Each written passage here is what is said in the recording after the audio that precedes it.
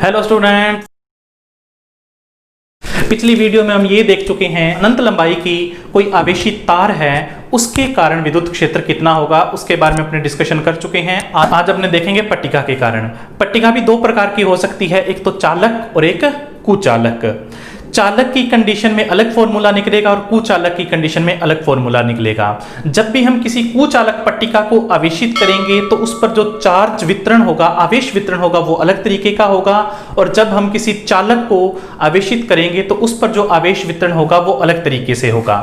जब हम किसी कुचालक या अचालक को आवेश देते हैं तो आवेश उसके अंदर तक, जहां भी आवेश देते हैं वो वहीं रहता है। यदि हमने समरूप आवेशित कर दिया है उसको, तो आवेश उसको अंदर भी रहेगा, बाहर भी रहेगा, सब जगह एक जैसा रहेगा।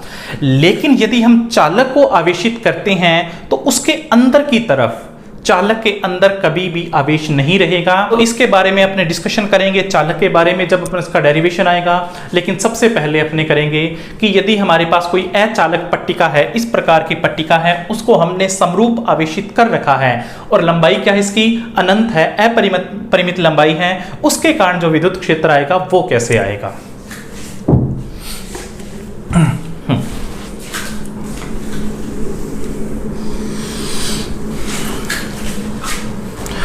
तो विद्युत क्षेत्र कैसी राशि है, सदिश राशि है। इसकी दिशा भी निकालनी है और परिमाण भी निकालना है। इसकी दिशा ठीक वैसे ही निकाली जाएगी जैसे हमने अनंत लंबाई वाली तार के कारण जिसको आवेशित किया था उसके कारण जो विद्युत क्षेत्र निकाला था उसकी दिशा निकाली थी। ठीक वैसे ही हम यहां पर इसके लिए दिशा निकालेंगे। ये कितनी लंबाई की है, अनंत लंबाई की। क्या प्रैक्टिकली कोई पट्टिका अनंत लंबाई की हो सकती है? नहीं हो सकती। तो फिर हम अनंत लंबाई की कब मानते हैं कि कोई भी पट्टिका है, जब हम इससे कुछ दूरी पर, बहुत कम दूरी पर, इसकी लंबाई के कंपैरिजन में ये बिंदु बहुत कम दूरी पर होता है, तब हम इसको क्या मानते हैं, अनंत लंबाई की पट्टिका मान सकते हैं। लेकिन प्रैक्टिकली कोई भी अनंत लंबाई की पट्टिका नहीं होगी। इसको अनंत लंबाई की तभी माना जा सकता है जब बिंदु बहुत पास हो, इसकी लंबाई के कंपैरिजन में ये जो दूरी है वो छोटी हो। ठीक है, तो ये कोई बिंदु है, मैं थोड़ा सा इसे दूर बना लेता हूं। ये कोई बिंदु है P। हमें इस बिंदु पर विद्युत क्षेत्र निकालना है, तो पहले हमें क्या पता होना चाहिए, विद्युत क्षेत्र की दिशा। तो सबसे पहले हम विद्युत क्षेत्र की दिशा कैलकुलेट करेंगे। इस बिंदु पर विद्युत क्षेत्र की दिशा निकालने के लिए ये बिंदु यहां से x दूरी पर है या r दूरी पर भी हम मान सकते हैं। इस पर विद्युत क्षेत्र की दिशा निकालनी है। देखो, इस पर जो विद्युत क्षेत्र होगा उसके अंदर सभी का योगदान होगा। यहां पर जो थोड़ा सा आवेश पड़ा है उसका भी योगदान होगा, यहां पर जो थोड़ा सा आवेश पड़ा उसका भी योगदान होगा, जो यहां पर थोड़ा सा आवेश पड़ा है उसका भी योगदान होगा, इनका भी योगदान होगा और इनका भी योगदान होगा।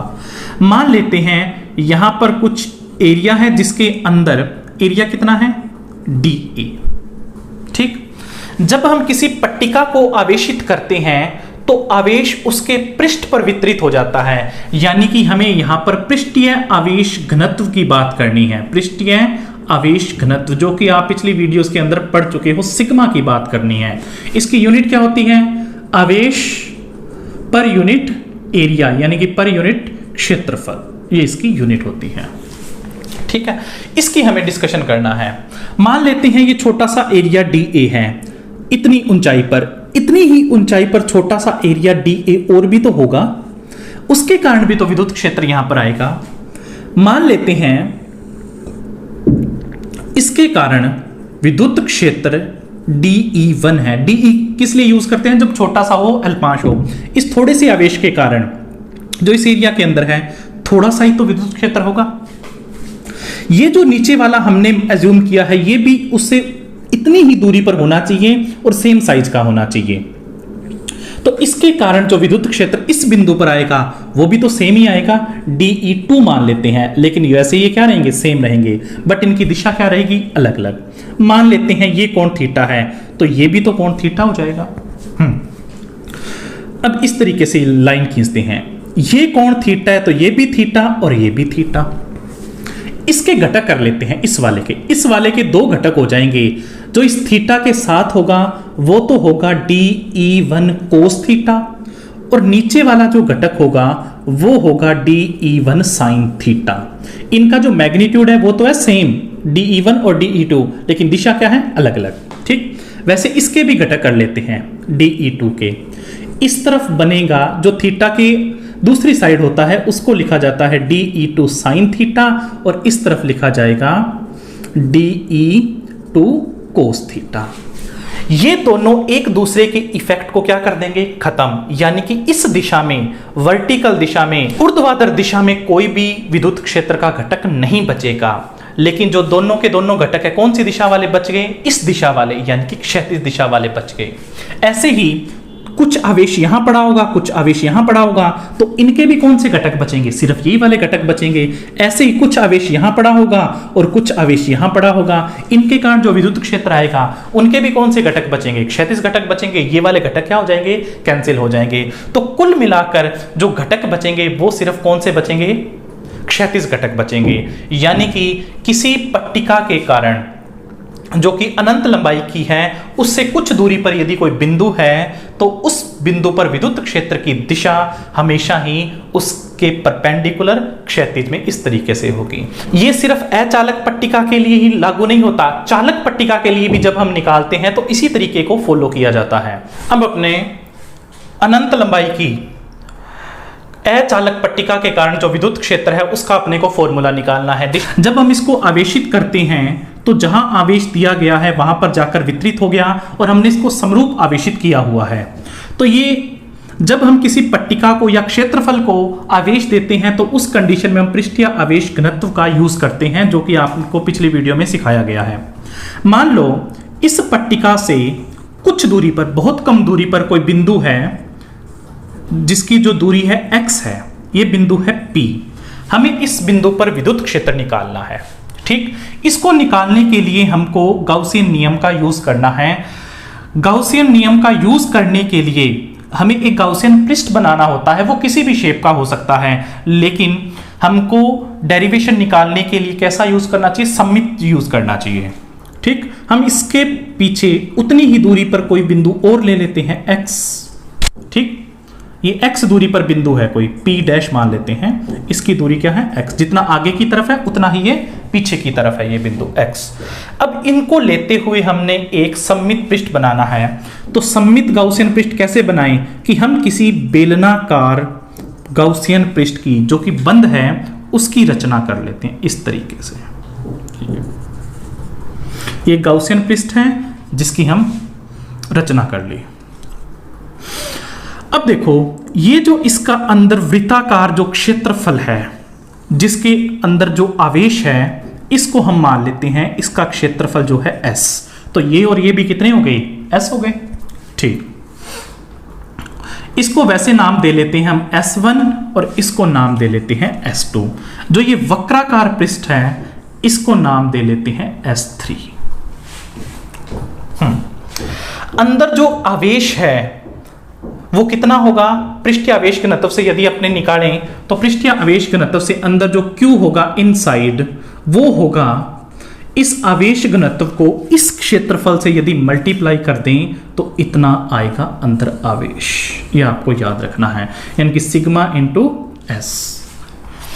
ठीक, अब देखो गाउसियन पृष्ठ क्या कहता है,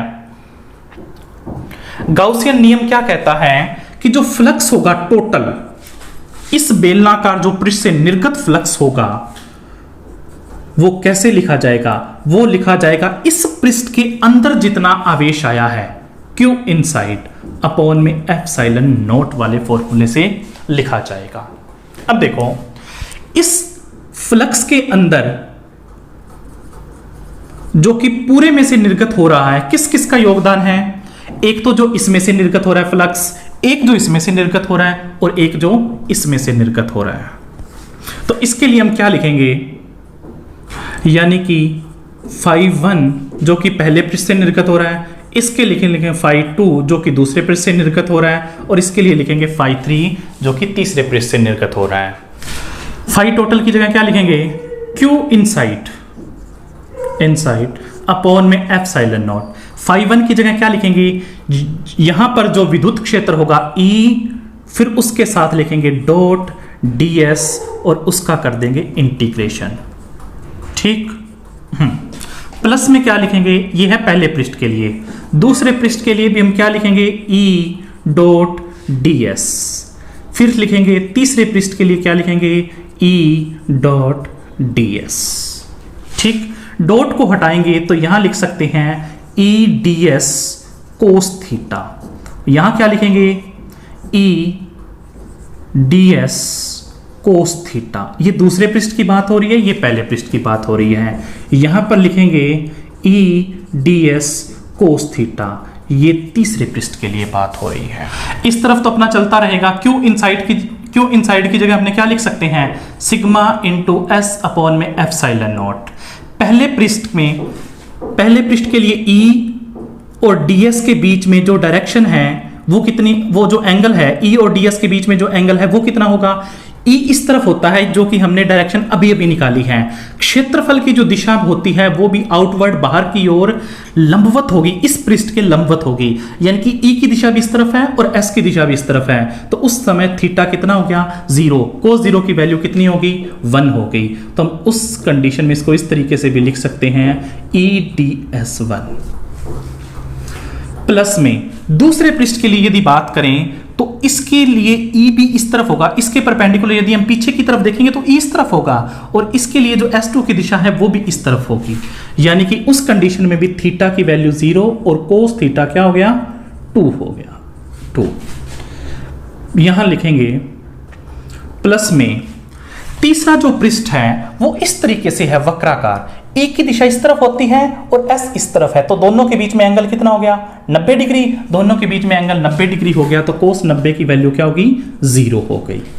ठीक, सिग्मा S अपॉन में एप्सिलॉन नॉट। अब देखो पहले पृष्ठ की बात करते हैं। E जितना यहां होगा उतना ही यहां होगा, उतना ही यहां होगा, उतना ही यहां होगा। E जो है वो सेम रहेगा इसके आसपास के बिंदुओं पर, तो E को हम लिख लेते हैं बाहर, E कांस्टेंट है, और यहां लिख लेंगे ds पहले पृष्ठ के लिए, प्लस यहां लिख लेंगे E। इसी तरीके से दूसरे पृष्ठ के लिए भी जो E होगा वो कांस्टेंट होगा, इसको लिखेंगे E बाहर, यहां पर लिखेंगे 2 और प्लस में क्या हो गया, 0। अब देखो समाकलन करना है हमें ds यानी कि क्षेत्रफल का, पूरा क्षेत्रफल। समाकलन का मतलब क्या होता है, पूरे को यदि हम क्षेत्रफल निकाल लें तो वो कितना बनेगा, वो बनेगा ES, प्लस में यदि इस वाले का क्षेत्रफल निकालें तो वो भी पूरा कितना बनेगा, इसके इक्वली तो बनेगा, इतना हमने S माना है तो इसके इक्वल बनेगा, तो ये भी क्या बनेगा, ES। इन दोनों को जोड़ देंगे तो ये क्या हो गया, ये हो गया sigma S epsilon naught is equal to 2ES। S को यदि हम यहाँ से काटना चाहे तो इस तरीके से काट सकते हैं, और E का जो फॉर्मूला बनेगा सिग्मा अपॉन एप्सिलॉन नॉट, 2 को इसके नीचे भेज दिया तो हम यहाँ लिख सकते हैं, ये बन गया फॉर्मूला E के लिए। अब देखो कि E जो है वो x पर डिपेंड नहीं करता, यानी कि इसका मतलब क्या हुआ कि आसपास के बिंदु चाहे थोड़ी सी दूर हो जाए चाहे पास हो, वहां पर जो विद्युत क्षेत्र है वो लगभग सेम रहता है, नियत रहता है, एक जैसा रहता है। ये इससे नतीजा निकला है। और इसकी दिशा क्या होती है, इस तरीके से परपेंडिकुलर इसके लंबवत होती है। अब अपने कैलकुलेट करेंगे कि चालक पट्टिका के कारण जो विद्युत क्षेत्र आएगा वो कितना होगा। जो दिशा आएगी इसकी ये ठीक वैसे ही होगी जैसे हमने अचालक के लिए निकाली है, और इसकी दिशा हमेशा क्या आएगी, इस पट्टिका के लंबवत आएगी बाहर की ओर। यदि प्लस आवेश है, यदि माइनस आवेश है तो लंबवत आएगी लेकिन अंदर की ओर आ जाएगी। ठीक, तो हमेशा जो विद्युत क्षेत्र की दिशा होगी वो अनंत लंबाई की यदि कोई चालक पट्टिका है उससे हमेशा लंबवत रहेगी। अब देखो मान लेते हैं कोई पॉइंट यहां पर है, इससे कुछ दूरी पर पॉइंट है P, जिसकी यहां से दूरी मान लेते हैं अपने x है। ये दूरी क्या होनी चाहिए, इसकी लंबाई के कंपैरिजन में बहुत छोटी है, तभी अपने जो डेरिवेशन निकालेंगे वो वैलिड होता है। अदरवाइज ये जो डेरिवेशन है वो वैलिड नहीं होगा। यदि हम बहुत दूर निकाल रहे हैं तो इस तरीके का कंसेप्ट हम यूज नहीं कर सकते। ये कब यूज करना है, जब इसकी जो दूरी है इसकी लंबाई के कंपैरिजन में बहुत कम है, तब हम इसको क्या मानते हैं, अनंत या अपरिमित लंबाई की मानते हैं, और तब ये डेरिवेशन यूज करते हैं। ठीक, इसकी जो ये दूरी है ये मान लेते हैं x है पॉइंट की। ठीक, अब देखो जब भी हम किसी चालक पट्टिका को आवेशित करते हैं तो अंदर जो है आवेश नहीं रहता, क्योंकि अंदर जो विद्युत क्षेत्र है वो 0 होता है। विद्युत क्षेत्र 0 क्यों होता है, जैसे ही हम अंदर आवेश देंगे, ये चालक होने के कारण, अंदर आवेश देंगे पास पास होने के कारण प्रतिकर्षित होगा, प्रतिकर्षित होने के बाद चालक होने के कारण ये चलकर बाहर आ जाएगा। यदि ये कुचालक होता तो ये चलकर बाहर नहीं आ सकता था। अंदर देते तो अंदर भले ही प्रतिकर्षण लगता, लेकिन रहते कहां, ये अंदर ही रहते। लेकिन चालक होने के कारण इनका आवेश चलकर बाहर आ जाता है प्रतिकर्षण के कारण, और अंदर जो विद्युत क्षेत्र है वो कितना हो जाएगा, 0। और अंदर जो आवेश है, कुल आवेश है, वो भी क्या रहेगा, 0। ठीक, अब देखो ये हमने कोई x दूरी पर बिंदु लिया है, जिसके कारण x दूरी पर कोई बिंदु है जहां पर हमें विद्युत क्षेत्र का फॉर्मूला निकालना है। अब देखो यहां पर जो विद्युत क्षेत्र आएगा इस बिंदु पर, इन वाले आवेशों का भी योगदान होगा, इस वाले आवेशों का भी योगदान होगा, इस वाले आवेशों का भी योगदान होगा। ये है कितनी, बहुत लंबी है, अनंत लंबाई की है। तो जो बहुत दूर हो जाएंगे उनका यहां पर इफेक्ट होगा, नगण्य होगा, उसको हम छोड़ देंगे।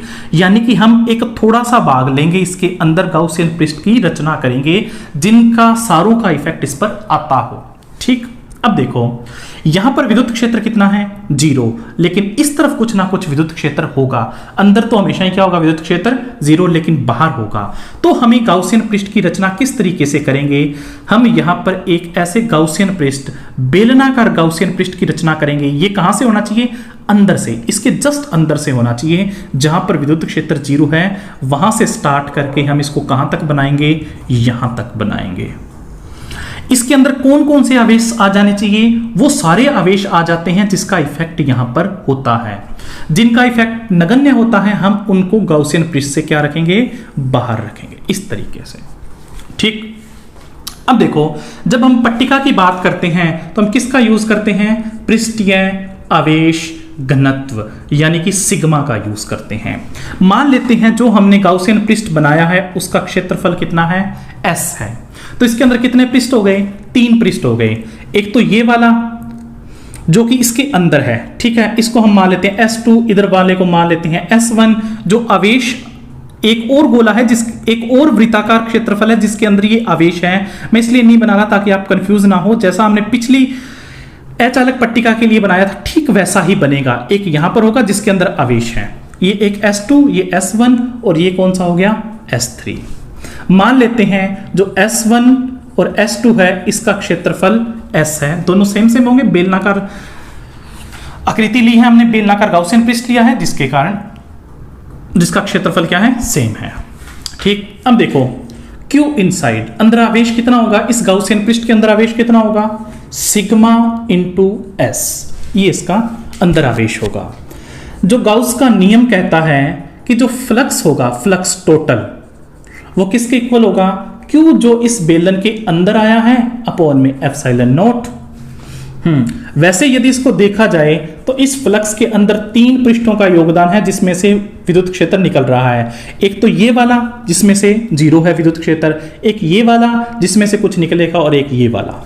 ठीक, यानी कि हम इसको लिख लेते हैं E.ds पहले वाले के लिए, फिर लिखेंगे E.ds दूसरे वाले के लिए, फिर लिखेंगे E.ds तीसरे वाले के लिए। यहां पर हम फॉर्मूला लिख लेते हैं Q इनसाइड अपॉन में एप्सिलॉन नॉट। ठीक, पहले पृष्ठ के लिए देखो यहां पर कुछ E होगा, ठीक, E होगा, ds और साथ में लिखते हैं कोस थीटा। यदि हम इसको लिखेंगे पहले पृष्ठ के लिए, दूसरे पृष्ठ के लिए यदि हम बात करें यहां पर E की वैल्यू कितनी है, 0 है, तो हम इसको यहां भी 0 लिख दें, नहीं तो आगे चलकर अगले स्टेप में भी हम इसको लिख सकते हैं 0। तीसरे वाले के लिए यहां पर E होगा, हो सकता है कुछ यहां पर E हो। ठीक, तो हम इसको लिख लेते हैं E.ds कोस थीटा तीसरे वाले के लिए। ठीक, पहले वाले के लिए देखो थीटा की वैल्यू क्या आएगी, E इस तरफ है, S की डायरेक्शन भी, S1 की डायरेक्शन भी इस तरफ है, आउटवर्ड की तरफ, तो एंगल कितना हो गया, 0। E.ds थीटा 0 है तो इसकी वैल्यू क्या होगी, 1, तो हम इसको लिख देंगे 1। प्लस में ये 0 है, इन दोनों के बीच में जो एंगल है S3 की डायरेक्शन इस तरफ है और E की डायरेक्शन इस तरफ है, तो दोनों के बीच में एंगल कितना होगा, 90 डिग्री। कोस 90 की वैल्यू क्या होगी, 0 होगी। यहां पर हम लिख देते हैं सिग्मा इंटू S अपॉन में एप्सिलॉन नॉट। ठीक, सिग्मा S अपॉन में epsilon naught is equal to E और डी एस, ई यहाँ के सभी बिंदुओं पर लगभग क्या है, समान, तो हम यहाँ पर क्या करेंगे, डी एस को इस तरीके से लिख लेंगे, इंटीग्रेशन 1। अब देखो सिग्मा एस अपॉन में एप्सिलॉन नॉट, ds का यदि समाकलन करें, इंटीग्रेशन करें, तो इसका मतलब क्या है, पूरा क्षेत्रफल किसके इक्वल है, s के इक्वल है, e इंटू एस। अब ये s से s कट गया तो e की वैल्यू कितनी आ गई, सिग्मा अपॉन में एप्सिलॉन नॉट, ये दोनों ये दोनों कैंसिल हो गए। तो ये इसका फॉर्मूला है, किसके कारण, चालक पट्टिका के कारण। चालक पट्टिका के कारण जो हमने निकाला है वो सिग्मा अपॉन एप्सिलॉन नॉट आया है, कुचालक पट्टिका के कारण क्या है, सिग्मा बाय 2 एप्सिलॉन नॉट आया है। और इसकी डायरेक्शन क्या रहेगी, इस तरफ लंबवत बाहर की ओर रहेगी।